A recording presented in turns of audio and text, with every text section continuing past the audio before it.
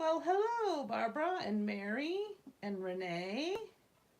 Happy Tuesday. Happy first Tuesday of August. Can you believe it's August? Hey, Janice. Hoy, boy, oh boy, it's August. Whew. I can't even believe it. It is going by so quickly. So, hey, Marilyn, Barb S. Hello, hello. Welcome to Technique Talk. I'm your host. Just kidding. Hi, Lois. On this episode, we are going to talk about watercoloring, better press images. And these are some new images that you might not have even seen yet because they're new and coming out. So be watching for them. They've been ordered. I know Renee's ordered them because I was with her when she did. But they are some pretty fall and even Halloween and Christmas things. So what we're going to talk about today is actually different ways that you can watercolor these images. All right.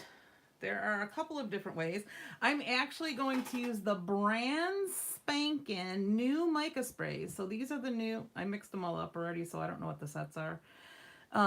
These are the Halloween ones. Unraveled, Phantom Mist, Fallen Alien. I didn't see that name. Specimen, Ominous Twilight, and Mold Cider. The Mold Cider doesn't sound as scary as Fallen Alien, does it? Anyway, I pulled a couple out because I'm going to show you how we can use those mica stains for a shiny background.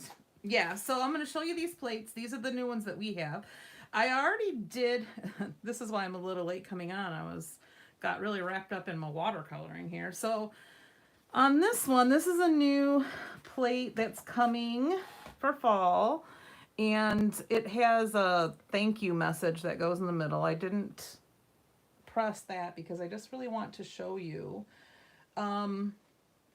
how these look when they're watercolored. Now this is watercolored with real Prima watercolors, so actual watercolor paints. I have a couple of sets here. We do have some of these sets in the store, so I just used a paintbrush. My paintbrush is right here, and these watercolors. I'm going to actually show you a little bit. I'm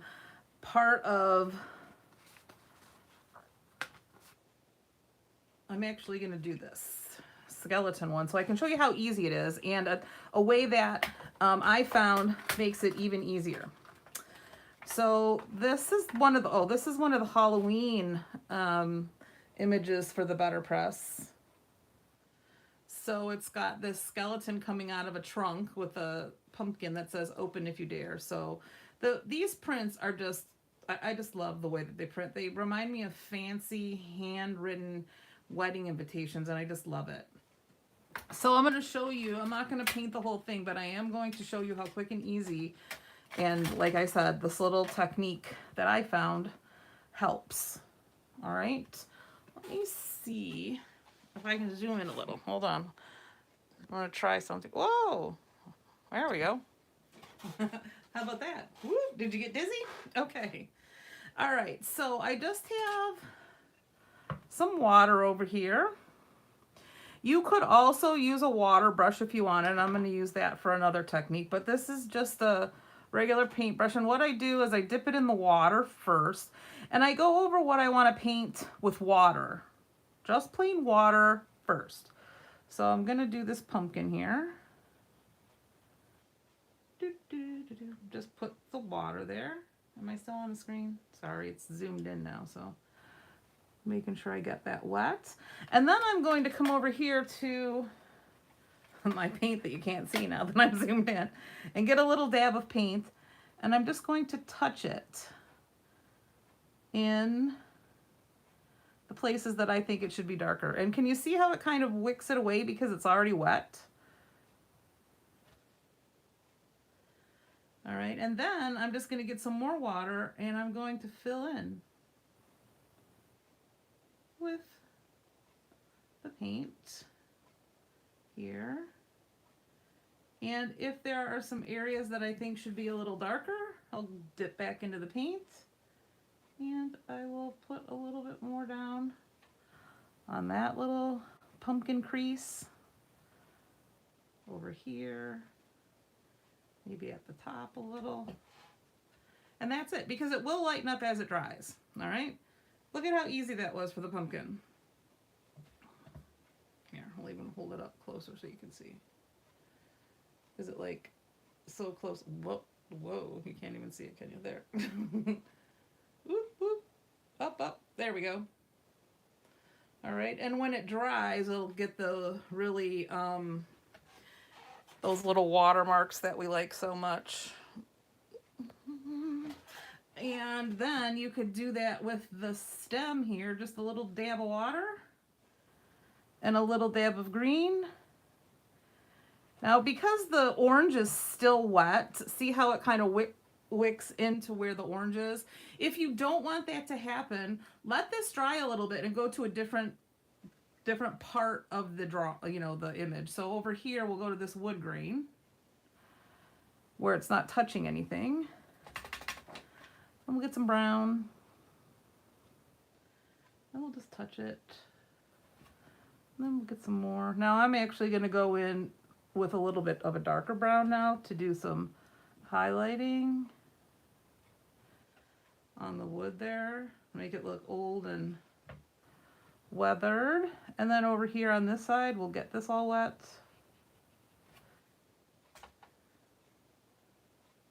And we'll dab. We'll get some more water. I think what putting the layer of water down first does, it kind of keeps your paint in the spot where you put the water.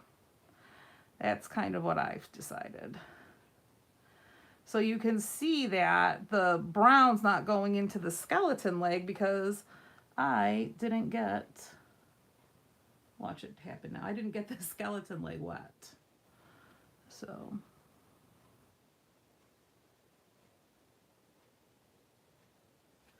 And it is really just that easy. All right, so that is using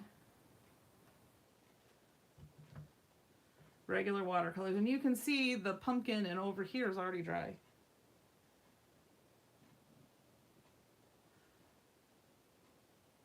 Sorry, I'm really not keeping it in the screen. Okay, so let me look at the comments for a second because I was busy painting. Am I using special paper?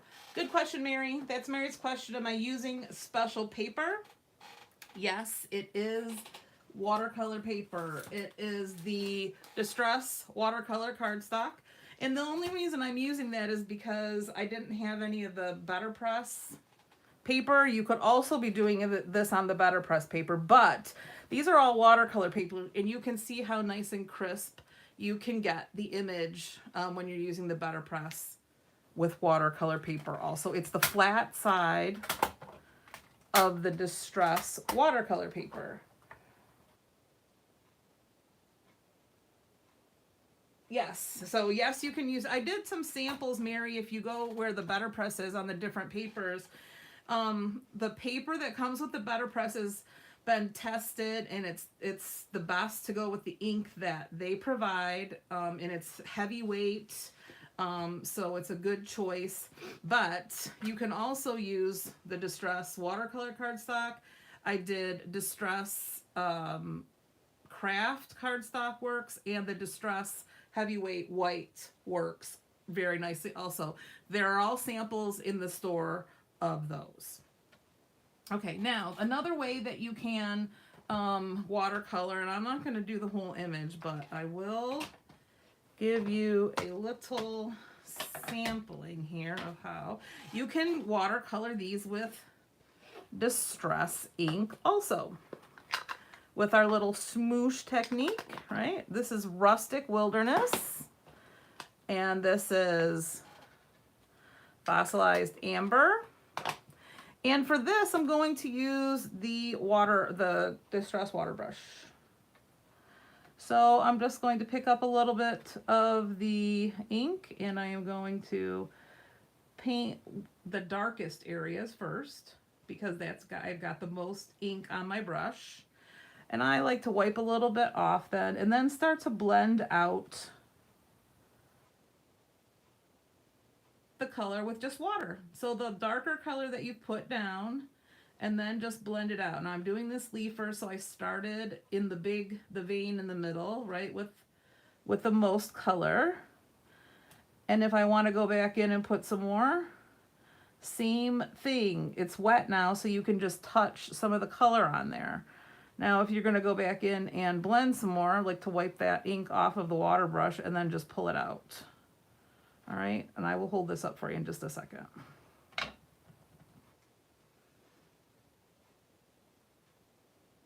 Okay, so you can also watercolor with the Distress ink. And this is the fossilized amber. I'll do this leaf over here just because I don't want to work on two things wet next to each other. They'll start to blend, right? Sometimes they'll wick together. The ink on the water brush, a little goes a long way. Remember that. And you can always go in and add, but remember it is a bit harder to take away. All right. So there is with the Distress inks. Okay. Now, in this studio down here, I have probably 75 flower sackcloths laying around, and would you think that one is by my chair today? No. No, it's not. Clean that off. All right. Now, the other way I wanted to show you is using the mica spray, and like I showed you earlier, sorry, I'm moving things all around, you're probably getting dizzy. I am going to use one of the new sparkly mica sprays here. I'm going to try this. I probably should have shaken it. It's called Unraveled. Give me just a second, I gotta get that. There we go, there's that shaker ball.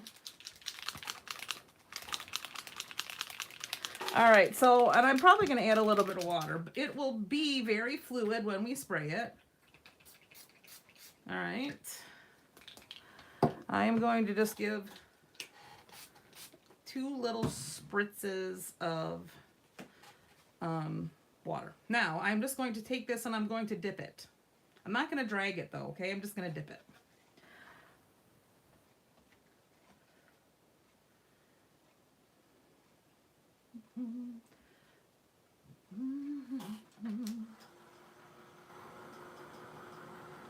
All right, and then I'm going to give it a little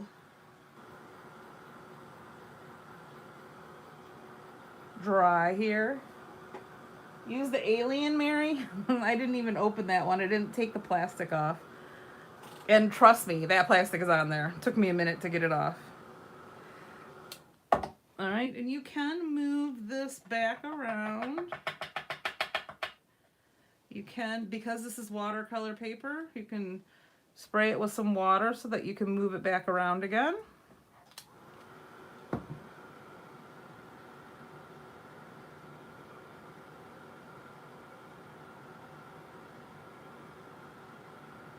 And you can just give some color to these beautiful prints. A little bit of my favorite little watercolory grungy color. You'll have the, you know, the watermarks. I'm gonna let that dry some more before I show you how gorgeous it looks, but you can kind of see there.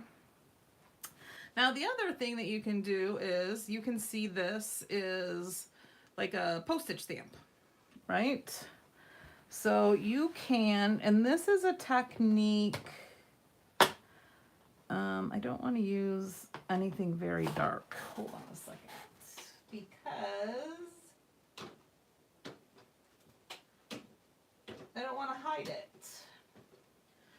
So let's pretend that gray is a Christmas color. This is Lost Shadow. This is all I've got out right now. And I am going to put some water in that. I smooshed it on. Now I'm taking a piece of acetate here. All right, and this is a technique that Jen Shirkus uses a lot. She dips the acetate in the ink like that, and then she presses it down on her image. And that gives you a little bit more control of where you can put the color. Maybe I could do some red. Let's try it. Let's not be so chicken. Lumberjack is just a really, really vibrant red, so I'm going to really spray it down. I'm going to mix it up with my finger. All right, now I'm going to put the acetate back in. Am I off screen again? And I am going to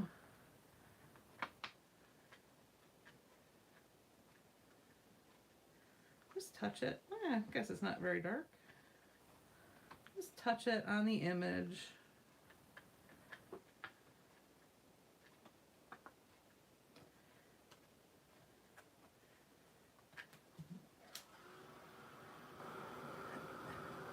Now, while this is drying, look at how pretty that Merry Christmas. It might be a little bit too much of the spray, but look at how pretty that shimmer it gives that that image there. So you could easily have watered it down a little bit more and made it a little bit lighter, but can you see the shimmer on that? It's just really pretty. It's hard to show you in the on the camera. Now you could also take some of the backgrounds that you've already done that have splatters or splashes, and then